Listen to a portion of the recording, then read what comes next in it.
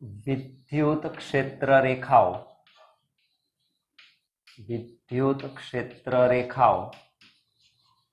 नी लाक्षणिकताओं जणावो।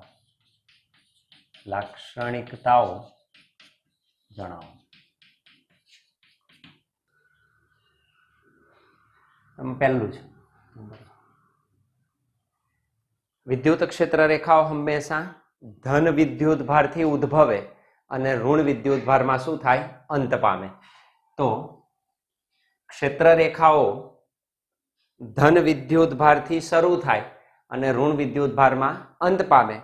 पण एक ज विद्युत भार होय सिंगल चार्ज तो एकल विद्युत भार माटे कां तो ए अनंत अंतरे थी उद्भव पामे कां तो अनंत अंतरे अंत पामे छे। एनी पहली लाक्षणिकता छे।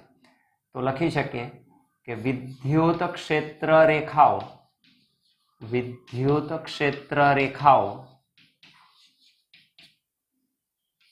धन विद्युत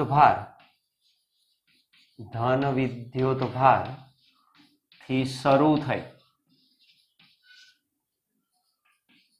ऋण विद्युत भार में अंत पामे छे।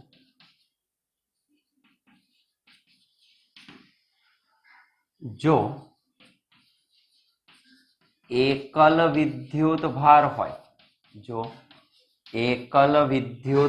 होय तो सिंगल चार्ज आपणे लईए जो एकल विद्युत भार होय तो तेओ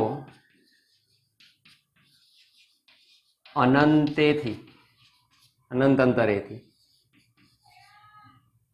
शरू थाय के अंत पामे।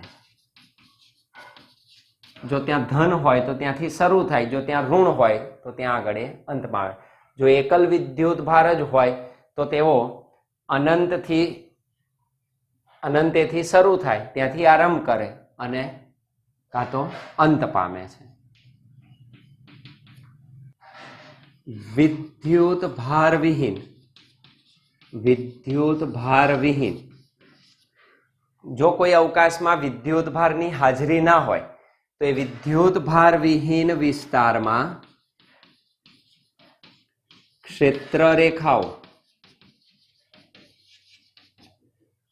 त्यां तूटती नथी। तो एक क्षेत्र रेखाओं वच्चे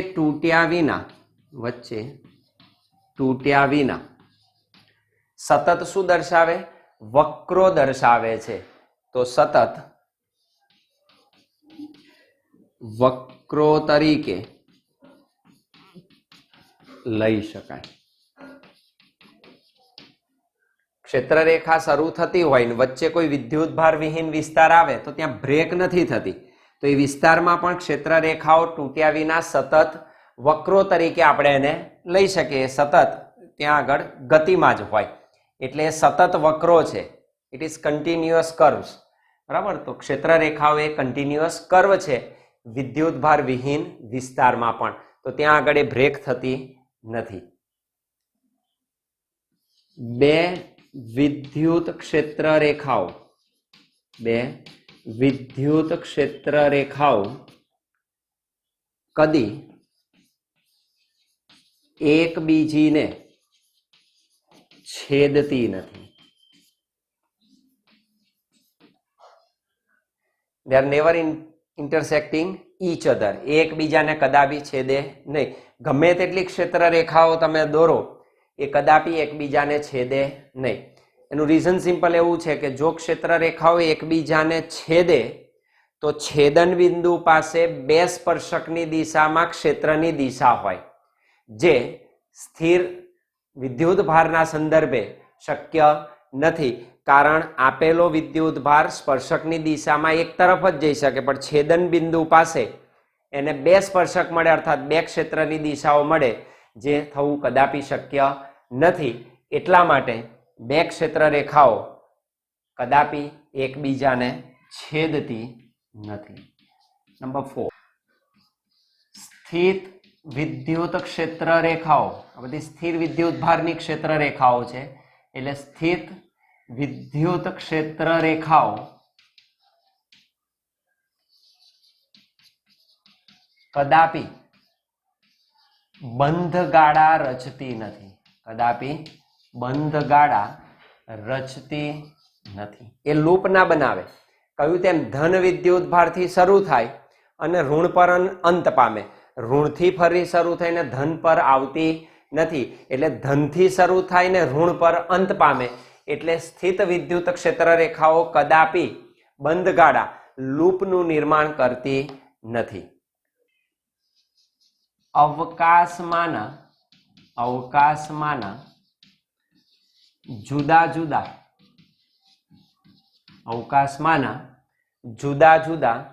બિંદુઓ પાસે વિદ્યુત ક્ષેત્ર રેખાઓ ની સાપેક્ષ ઘનતા, વિદ્યુત ક્ષેત્ર રેખાઓની સાપેક્ષ ઘનતા તે બિંદુઓ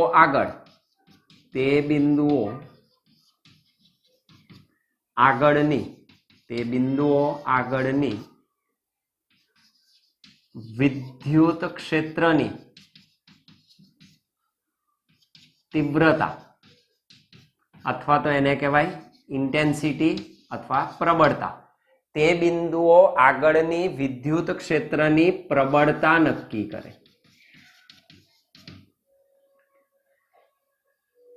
હવે આ પણ જરૂરી છે. હું કેટલી વિદ્યુત ક્ષેત્ર રેખાઓ ડ્રો કરી શકું કે છેદે નહીં, અર્થાત ક્ષેત્ર રેખાઓની સંખ્યા કેટલી લેવી એ મહત્વનું નથી, પરંતુ સાપેક્ષ ઘનતા જરૂરી છે. આપેલી જુદા જુદા બિંદુઓ પાસે અવકાશમાં ક્ષેત્ર રેખાઓની સાપેક્ષ ઘનતા કેટલી છે, તો એ જે સાપેક્ષ ઘનતા છે એ તે બિંદુ પાસે ક્ષેત્રની તીવ્રતા નક્કી કરે. એનો જથ્થો તીવ્રતા નક્કી કરશે. સંખ્યાનું મહત્વ નથી, 100 દોરો કે 200 દોરો, પણ કોઈકના સાપેક્ષે એ કેટલું ડેન્સિટી, રિલેટિવ ડેન્સિટી, સાપેક્ષ ઘનતા ધરાવે છે. એટલે બીજાના સંદર્ભે તમારે લેવાની, કે એકના સંદર્ભે બીજો, તો સાપેક્ષ ઘનતાનો ખ્યાલ અહીં મહત્વનો છે, નહીં કે ક્ષેત્ર રેખાઓની સંખ્યાનું મહત્વ નથી. તો એ જે સાપેક્ષ ઘનતા જુદા જુદા બિંદુઓ પાસે છે એ વિદ્યુત ક્ષેત્રની તીવ્રતા અથવા તો પ્રબળતા તે બિંદુ પાસે નક્કી કરે છે. કેવી રીતે? તો કે જ્યાં ક્ષેત્રની પ્રબળતા તીવ્ર, ઘણું તીવ્ર ક્ષેત્ર હોય, જ્યાં ક્ષેત્રની પ્રબળતા તીવ્ર હોય ત્યાં ક્ષેત્ર રેખાઓ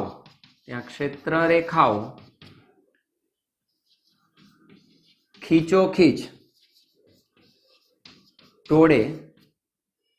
ત્યાં ક્ષેત્ર રેખાઓ શું હોય? એકદમ ખીચોખીચ તોડે વળેલી. અને જ્યાં ક્ષેત્રની પ્રબળતા તીવ્ર ના હોય, તો જ્યાં ક્ષેત્રની પ્રબળતા ઓછી હોય, એટલે કે આપેલું ક્ષેત્ર નિર્બળ હોય. ક્ષેત્ર શું હોય? નિર્બળ હોય, તીવ્ર ના હોય. ત્યાં ક્ષેત્ર રેખાઓ શું હોય?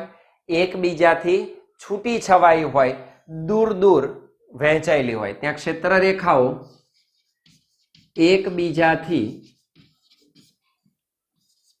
દૂર રહેલી હોય છે. એટલે એની સાપેક્ષ ઘનતા નક્કી કરે. જ્યાં એનો એકમ ક્ષેત્રફળમાંથી આપેલી સપાટીમાંથી ક્ષેત્ર રેખાઓનો કેટલો જથ્થો પસાર થાય એની ડેન્સિટી નક્કી કરે, તો એ સાપેક્ષ ઘનતા મહત્વની છે.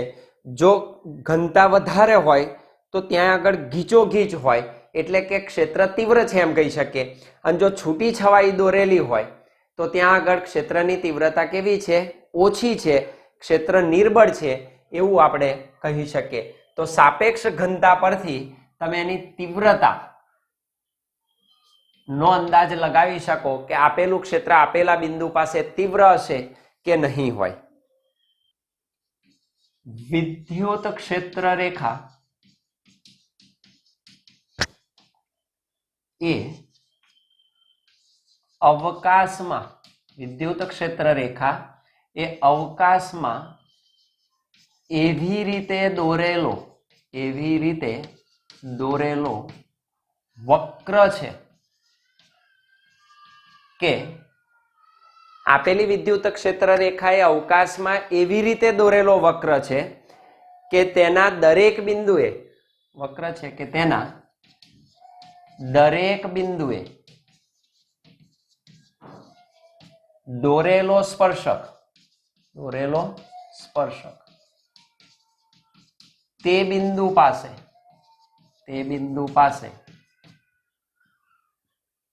નેટ વિદ્યુત ક્ષેત્રની દિશાનું સૂચન કરે. તો જે સ્પર્શક તમે દોરો તો એ સ્પર્શક તે બિંદુ પાસે ચોખ્ખા ક્ષેત્રની દિશા દર્શાવે કે વિદ્યુત ક્ષેત્ર કઈ દિશામાં હશે.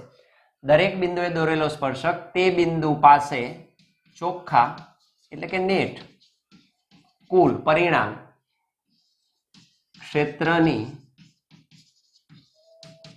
દિશા દર્શાવે. તો આ એવી રીતે ક્ષેત્ર રેખા દોરેલો વક્ર છે કે જેના દરેક બિંદુએ દોરેલો સ્પર્શક તે બિંદુ પાસે ચોખ્ખા ક્ષેત્રની દિશા દર્શાવે. માન લો કે આમ ક્ષેત્ર રેખા દોરું તો દરેક બિંદુ પાસે હું સ્પર્શક ડ્રો કરતો જાઉં તો એ જે સ્પર્શક આપણને મળે એ ક્ષેત્ર રેખાની શું, વિદ્યુત ક્ષેત્રની શું દર્શાવે, દિશા દર્શાવે. તો એ ચોખ્ખા ક્ષેત્રની દિશા દર્શાવે. અર્થાત ક્ષેત્ર રેખાઓ જે છે એ અવકાશ વક્ર છે, એ વક્ર છે. હું આમ લખી શકું કે ક્ષેત્ર રેખાઓ એ અવકાશ વક્ર છે જ્યાં હંમેશા ક્ષેત્રની ડિરેક્શન નું સૂચન કરે. ક્ષેત્ર રેખાઓ ક્યાં હશે એ ક્ષેત્ર રેખાઓનું સૂચન કરે. સમાન વિદ્યુત ક્ષેત્ર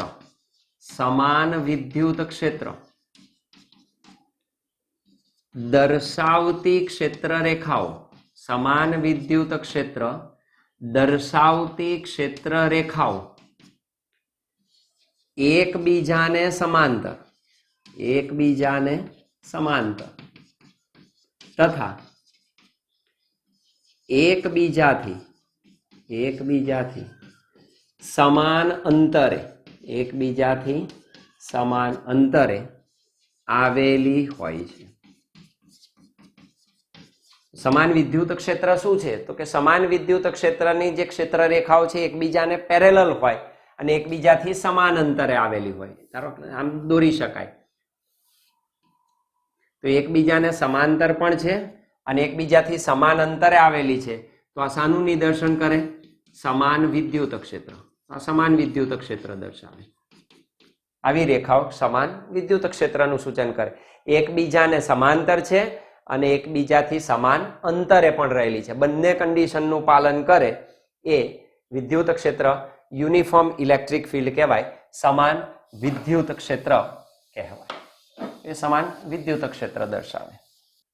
ક્ષેત્ર રેખાઓની આકૃતિઓ દોરી આપણે. ક્ષેત્ર રેખાઓની આકૃતિ. બિંદુવત વિદ્યુત ભાર ધન ઋણ એની પહેલા ડ્રો કરી દઈએ કે ક્ષેત્ર રેખાઓ કેવી રીતે દોરાય. નંબર 1, માન લો બિંદુવત વિદ્યુત ભાર લઈ લો, ધન વિદ્યુત ભાર.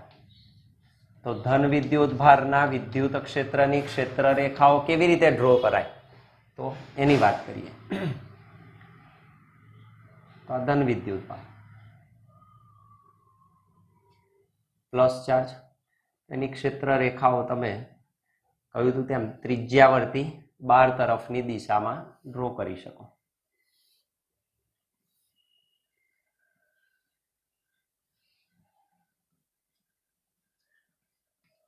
It is pointing radially outward, 12 તરફ તમને મળે. That is, માન લો કે Q greater than 0. તો એની વિદ્યુત ક્ષેત્ર રેખાઓ દર્શાવે. નંબર 2, તમે ઋણ વિદ્યુત ભાર માટે દોરી શકો, ઋણ વિદ્યુત ભાર તો માઇનસ ચાર્જ માટે ઇટ ઇઝ રેડિયલી ઇનવર્ડ, ત્રિજ્યાવર્તી અંદર તરફની દિશામાં ક્ષેત્ર દર્શાવે.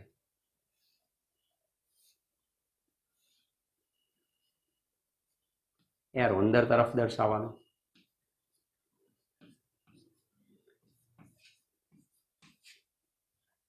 અહીં તમે કહી શકો ઘનતા, સાપેક્ષ ઘનતા. જો તમે અહીં નજીક લો અંતર તો એટલી જ ક્ષેત્ર રેખાઓ છે પણ ગીચો ગીચ છે, ડિસ્ટન્સ ઓછું છે, તો અહીં તીવ્રતા વધારે છે. અને દૂરના અંતરે જાઓ તો ક્ષેત્ર રેખાઓની સંખ્યા તો એટલી જ છે પણ સાપેક્ષ ઘનતા જુદી થઈ ગઈ. અહીં આગળ ડિસ્ટન્સ વધારે છે દરેક વચ્ચે, તો અહીં આગળ ક્ષેત્ર નિર્બળ છે. અહીં જેમ નજીક જાઓ એમ ક્ષેત્રની પ્રબળતા શું થાય? વધે છે. એ રજૂ કરી શકાય. એ રીતે તમે એને નિહાળી શકો. ઓકે, તો આ ઋણ વિદ્યુત ભારની ક્ષેત્ર રેખાઓ થઈ. તો અહીં કહી શકો ધન વિદ્યુત ભાર ને ઋણ વિદ્યુત ભારનું આ બંને જે ક્ષેત્ર તમને મળે, તમે જોઈ શકો સમાન વિદ્યુત ક્ષેત્ર આપણે ડિફાઇન કર્યું, એકબીજાને સમાંતર, એકબીજાથી સમાન અંતર. અહીં એવું નથી, એકબીજાથી સમાન અંતરે નથી અને પેરેલલ પણ નથી. તો આ બંને વડે રજૂ થતું વિદ્યુત ક્ષેત્ર એ અસમાન વિદ્યુત ક્ષેત્ર કહેવાય. તો આ બધા અસમાન વિદ્યુત ક્ષેત્ર દર્શાવે છે. તો આ અસમાન વિદ્યુત ક્ષેત્ર બંને દ્વારા રજૂ કરી શકાય. તે અસમાન વિદ્યુત ક્ષેત્ર છે. સમાન વિદ્યુત ક્ષેત્ર આપણે ઓલરેડી ડ્રો કર્યું. તો ક્ષેત્ર રેખાઓ સમાન વિદ્યુત ક્ષેત્રની આપણે ડ્રો કરી. વિદ્યુત ડાયપોલ, વિદ્યુત ડાયપોલ. તો વિદ્યુત ડાયપોલની ક્ષેત્ર રેખાઓ પણ આપણે ડ્રો કરી શકીએ. વિદ્યુત ડાયપોલ આપણે શીખીશું. બે વિદ્યુત ભારનું તંત્ર છે, વિજાતીય અને સમાન મૂલ્યના. તો એમાં ધન વિદ્યુત ભાર આવે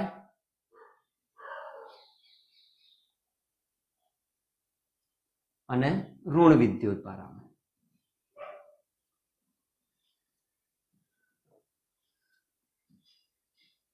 બંનેના મૂલ્યો સમાન, ચાર્જ જુદો છે. એક ધન છે, બીજો ઋણ છે. ક્ષેત્ર રેખા હંમેશા ધનથી શરૂ થઈને કઈ તરફ જાય?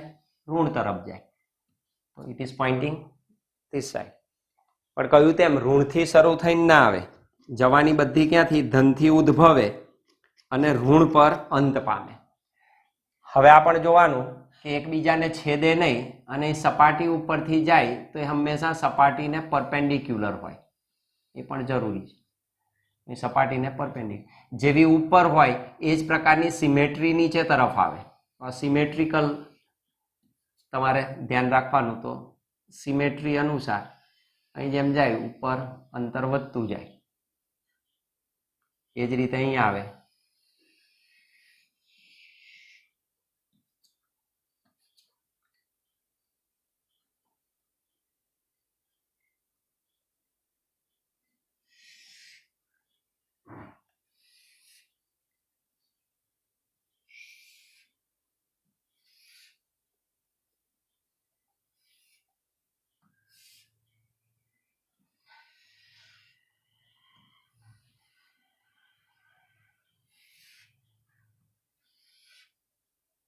અહીં આગળ આઉટવર્ડ ધનથી શું થાય? ઉદ્ભવે, બહાર જાય અને પસાર થઈ નહીં આવી શકે.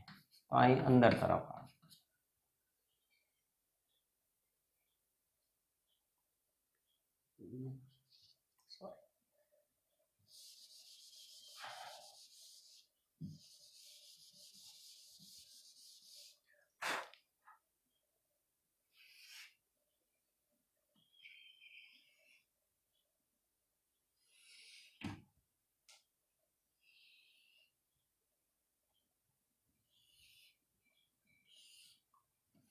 રેડિયલી આઉટવર્ડ, બહારની તરફ જાય અને ઋણ તરફ અંત પામે. એટલે અહીં ઋણ ઉપર એ દેખાય, અહીંયા તરફ આવે.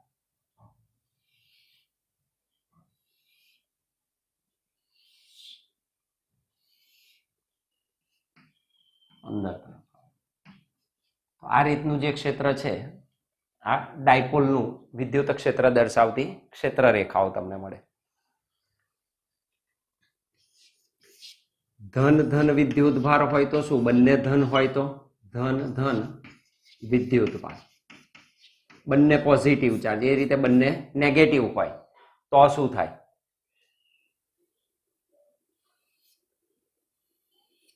તો પ્લસ ચાર્જ, આ પણ પ્લસ ચાર્જ. બે એકબીજાને રિપેલ કરે એટલે આ દિશામાં તો જાય જ નહીં. તો અહીંથી જેવી ક્ષેત્ર રેખા નીકળે તો શું થશે? અહીં જઈને વળી જશે, કારણ કે અહીંયા જે ક્ષેત્ર રેખા આવશે તો એકબીજાથી શું થાય? દૂર જાય. તે રિપેલ ઈચ અધર, એકબીજાને શું કરે? અપ્પા કરશે. જવાની તો બહાર તરફ જ છે, અંત પર અનંત પામે.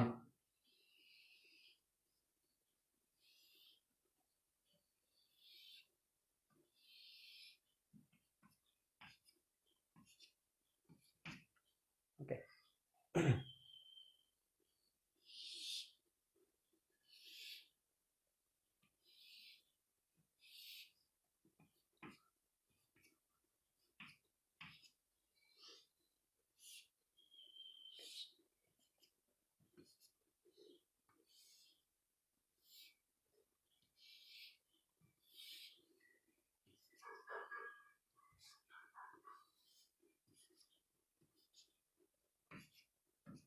અહીં તમે જોઈ શકો વચ્ચે ક્ષેત્ર કેવું હોય?